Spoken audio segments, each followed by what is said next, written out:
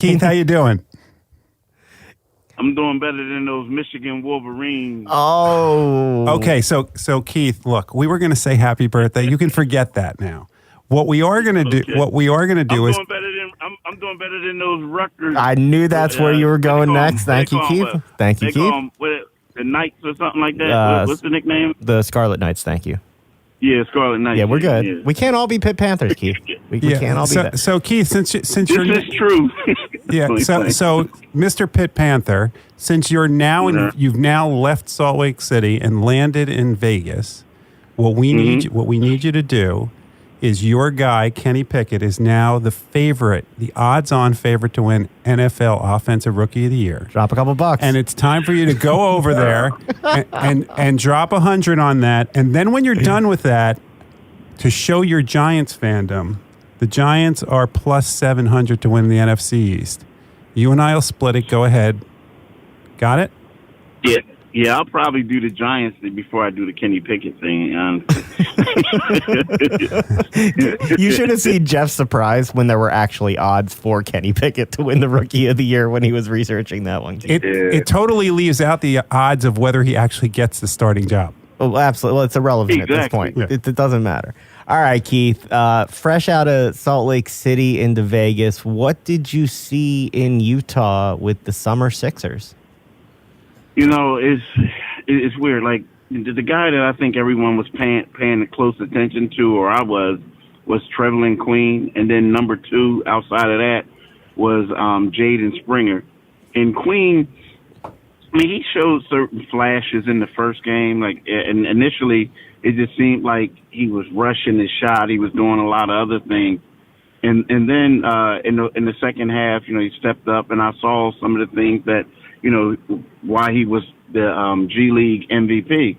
The second game, he played the point, and I know he had assists, I know he had rebounds, but it just seemed like he's a rhythm guy, and when he's focused on getting other people involved, and he's not really the guy as far as scoring, it just seemed like, you know, his shot was off. Now, he only took 6 shots.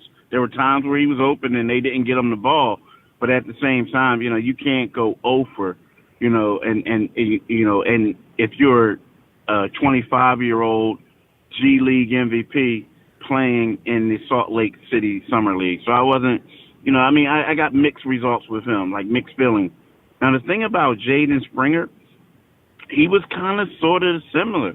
Like, you know, Jaden, the first game, it was like he was settling for the 3. He's not a really good 3-point shooter. Actually, he shoots around 20-something%. And then the second half, he started attacking the basket, and he was getting buckets. Well, he comes out the second game, he's attacking the basket, he was shooting 3 for 4. He made 3 or 4 foul shots. He had 9 points in the first quarter, and then he made a pair of foul shots in the second quarter, but he missed his final 9 shot attempts. Right, so it was one of those things where I'm like, okay, like you're supposed to show us something. And I like the kid, but I think that he has to be a little bit more aggressive because, you know, when he's not doing those things, you know, it's kind of like it takes him out of his game, so to speak. Like, he's not a 3-point shooter. He has to do what he has to do. When you were talking about all those misses, were you talking about Jason Springer or Jaden Springer? Hey. Jaden Springer. Easy there, Tiger. All right, so okay. we asked you this last year around this time. Is Springer, should Jason buy a Sixers jersey or a Delaware jersey at the beginning of the season for Springer? You know what? I think. Keith, remember, if they're spending all this money at the top, they got to have somebody sit on the bench regardless of whether he gets on the court, man. Yeah, I mean, that's what I'm saying. I think, like, for him, you know, I think it's going to be one that he may go down a little bit, right, a couple times. But I think for him, he has to learn. Like, he's a young kid. He's only to be 19, right? He's exactly, yeah. He doesn't turn 20 until, like, September 25th, I believe. But he has to be in that locker room. He has to look at, like, Hart and all these other guys, and he has to learn. Like, you know, it's sometimes you always hear of these young guys having a vet take them under their wing and work out with them, do all this other stuff. It's hard to do that when you're always down in Delaware.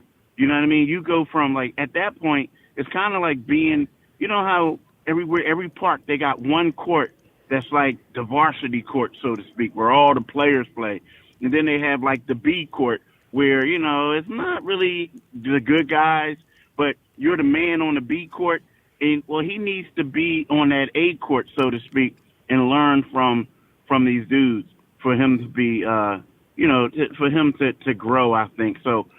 I see it. You may see him down there from time to time, but I think that it is in his best interest, in the Sixers' best interest, moving forward, to have him learning from these vets. Yeah, well, I hate to tell you, I'm going to have to do the rest of the show with just me and you because Jason fell off of his chair when you suggested that the young guys need to learn from James Harden. Yeah, but James isn't the only person, though, right? No, that's the one you cited. No, though. You're right. Though they need to learn from the veterans. It's just that the things that they can learn may not be what you want the young guys to be learning all the time out there. I ain't talking about making it rain or none of that stuff, right? Well, it doesn't. It doesn't rain in Vegas.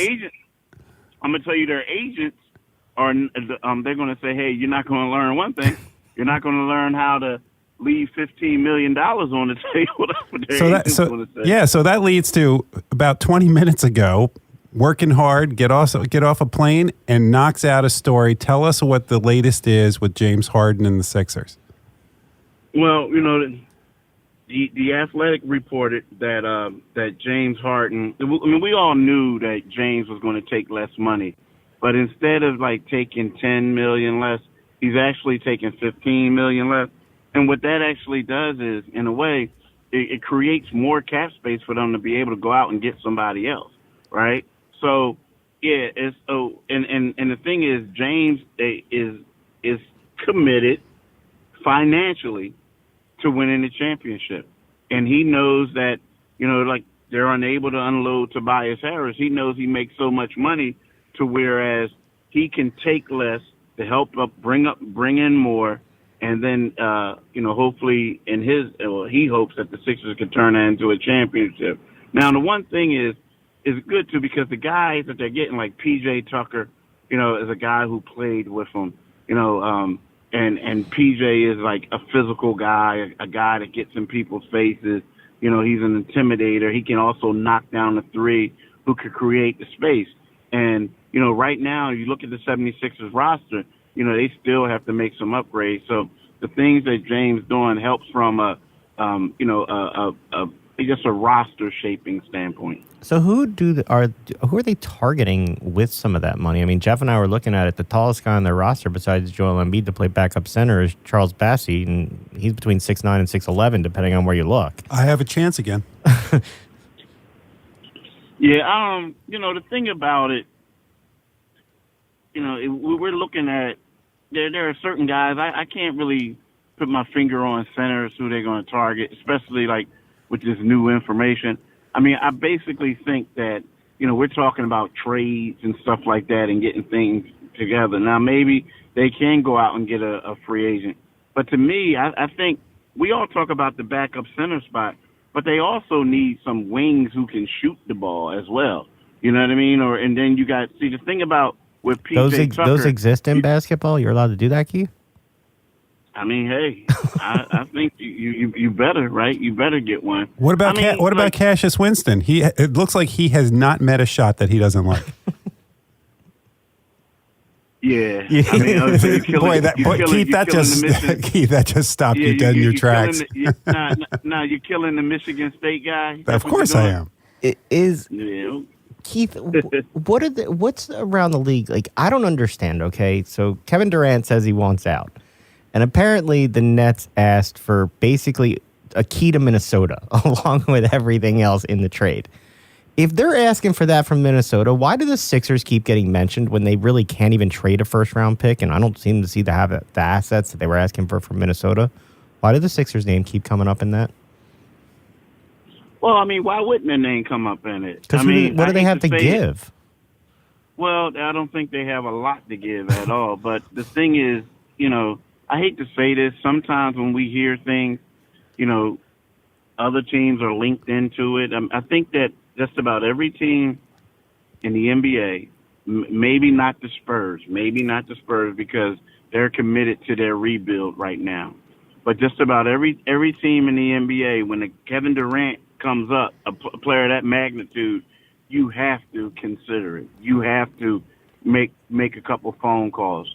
Now, they know that they probably don't have it. Now, let's just say if the 76ers could get a team lumped in the 3-team trade and then maybe send some draft picks over there. But to me, what's going on is I don't see, I hate to say this, but I don't see Karl Anthony Towns, and I like Cat, a North Jersey guy, but I don't see Karl Anthony Towns and 4 draft picks even swap for Kevin Durant, right?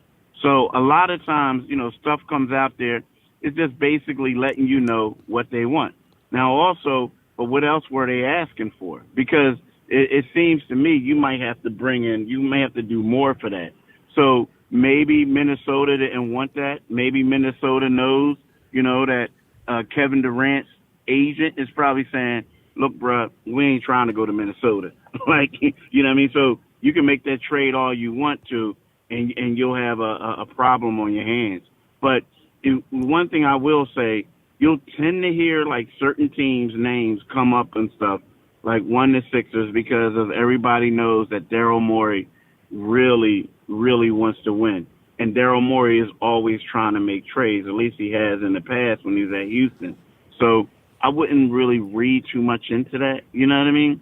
Especially not right now, because I think what's going to happen is it's going to have to take a quality player, and Karl Anthony Towns is that, all-star level player, but it's going to be multiple picks. And the Sixers would have to get a third team involved. And not only that, the Sixers have certain guys, and I like Tobias, but he's one of those guys that, people are looking at his contract. They're also looking at his production as a fourth option, whereas, you got to find a team that's going to be willing enough to take on his salary and him to be able to bring Kevin Durant in. So it's not as easy as people think. When you're out at Summer League, how much is going on as far as scouts looking around and looking to see what the Sixers and other teams actually have? Let's put it this way. When we were at, I don't know if y'all saw it, but when we were in Salt Lake City, the whole lower, where they would typically have floor seats, you know what I mean? The floor seats, they had tables all the way around, and they were all NBA personnel from all the different teams. And they were just scouting, writing everything down. I mean, I think, and this is the same thing here. They're all here. They have a little section here where they all sit, they talk, and they just go from game to game, just scouting people.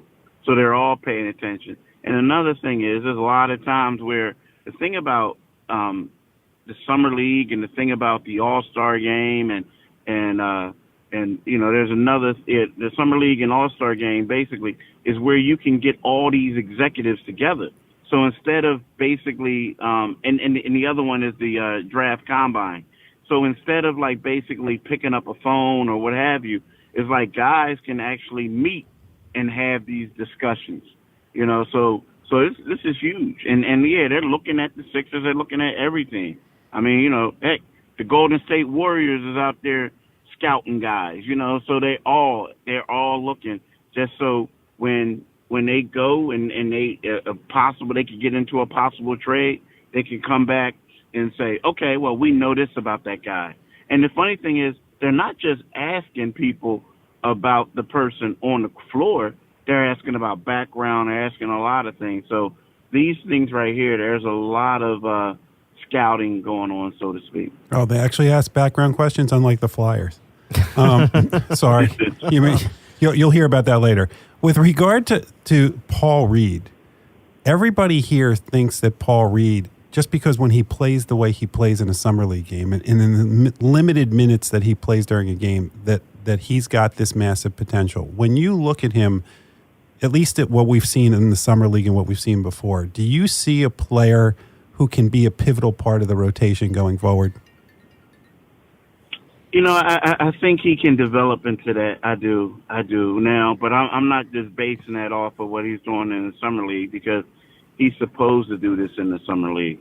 I mean, the one thing that I will say that impressed me was how fluid he looks as a forward, and it reminds you that, oh, okay, this guy was a power forward when he came into the league, and the Sixers turned him into into a center. I think the biggest thing with Paul Reed though is the fouling. If you take away from that, if you take that out of the equation, he had a pretty good playoff series. I mean, he was in there against Miami. He was grabbing rebounds. He was doing everything that he's supposed to do as a backup guy. I think, the thing that he needs to do more of is just get a better idea of what they want out of him, like be in the right spots, doing all these other things. But I can't really, say that just because, he did really good in Summer League. And the reason why I'm going to say this, and I'm not going to say this player, but my first year on the beat, I'm at the Summer League, and there was a guy who was, an undrafted guy who the team was really high on. They gave him some money. He had a training camp invite. He had all this other stuff, right? So Summer League comes, and he was outperforming Michael Carter-Williams and all the other guys. And I'm like, man, this guy is going to be great. And then all of a sudden, the preseason came, and then he kind of took a step back, and he started to struggle a little bit because it was a different caliber of player in the preseason.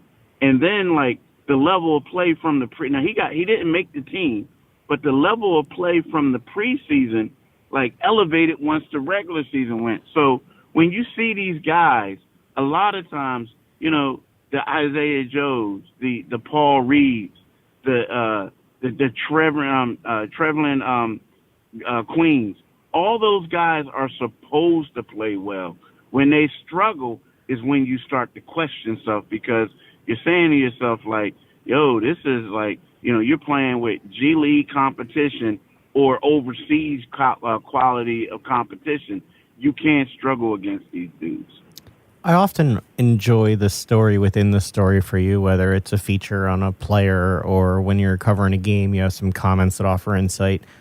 Off the court with some of these guys, with Trevelin Queen, you had in a story about him working on the tangentials to be a leader off the court, even when he's not succeeding on. With Julian Champagne, you had a story about him being doubted. It seems like he has a chip on his shoulder. Charles Bassey just seems to be happy to be playing on the court, and Jaden Springer seems to be looking for consistency. Is there any storyline off the court that you found that got you? Well, the one thing about Jaden, was Queen. I mean, it was weird because when he first came there, I was talking to him, and I did some research before I spoke to him, and I figured out. I mean, not figured out, but I learned, and I asked him about it, that this guy went to 2 different high schools, 3 different junior colleges.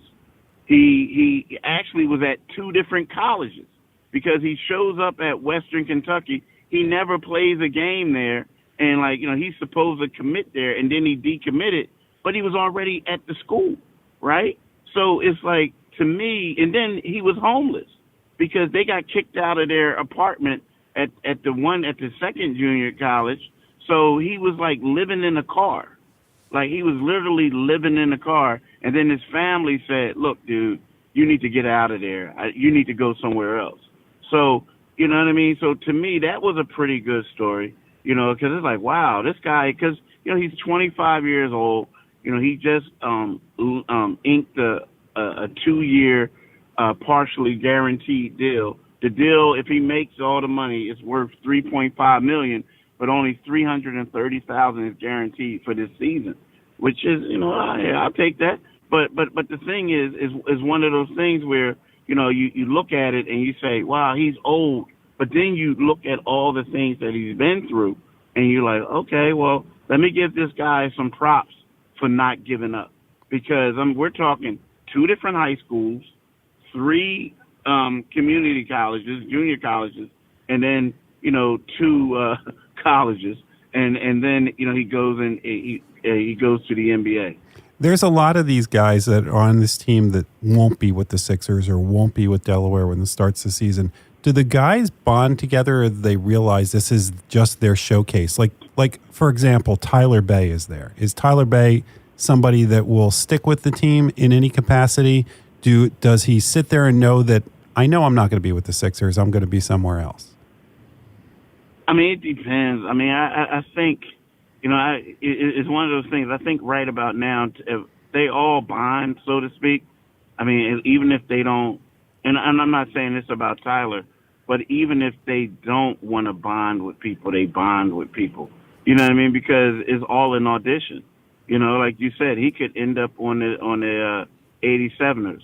So he's going to bond with people, but at the same time, I think what they're looking at it is it's kind of like this is giving them an opportunity to like basically showcase themselves, if not for the Sixers, for all the other 29 teams in the league, and also for some overseas teams. So you know what I mean? I think like a guy like him, that's the focus. But if it's a guy like Julian Champagnie, like a guy who's signing a two-way deal, I think it's different. Yeah, he's out there like really bonding with guys, meeting guys, doing all this other stuff, because right now he's a part of the family. Maybe like a Michael Foster Jr., because he's a guy who they're going to sign to an Exhibit 10 contract. So whereas he'll have like a training camp deal, and if he gets waived, which you probably will, what they'll do is they'll give him a bonus for playing on their G League team. So those type of guys, yes, they have a bond. But these other guys, like the Cassius Winstons and all this, is more like it's business. Like they're straight here trying to impress NBA scouts and the Sixers coaches, and then also trying to see if they can get, if they don't make it to the NBA, that they're going to get some opportunities to go overseas. All right. Last question before you take a shot at Michigan one more time. We talk about the players in the summer league all the time. The coaching staffs, how important is this for the younger coaches and the less experienced coaches to get their opportunity to coach the teams in summer league? I mean, I think it's a good opportunity. It really is. It was funny because I was talking to the guy, Tyler Lashbrook, and I was like, yeah, this is completely different, huh? And he was like, yeah. Like, he's enjoying it, but it's different because, he was a guy who, he was a player development guy. He was working guys out, going over film with them, putting them in drills. And now all of a sudden he's standing on the sidelines, drawing up plays and everything. And it creates a great opportunity. I mean, you think about this, there's been people in the past who were summer league coaches. Like Lloyd Pierce was an assistant with the Sixers, right? But one year he was the summer league coach. And then next thing you know, he became the coach of the Atlanta Hawks. Now, again, his profile was higher than Tyler's when he was with the Sixers, because he was he was the defensive coach. But yeah, this is huge. And especially, here, because people are actually scouting you too. They're trying to say, oh, okay, let me see that play he drew up. Okay, let me see his use of timeouts. So there's a lot of things that, people are scouting right about now. Well, we know you're busy out there. We want to give you time to go hang out. While you're checking the odds for all that stuff Jeff gave you before the start, maybe you can see how long the odds are for Michigan to win the national title this year. Keith, take your final shots before you go, man. Go Big Blue. Keith, we'll be watching you, all the stories in the Philadelphia Inquirer, Pompey and Sixers, and anywhere he can bash Michigan. Keith, good luck in Vegas. All right, brother. All right. Take it easy, man. Happy birthday.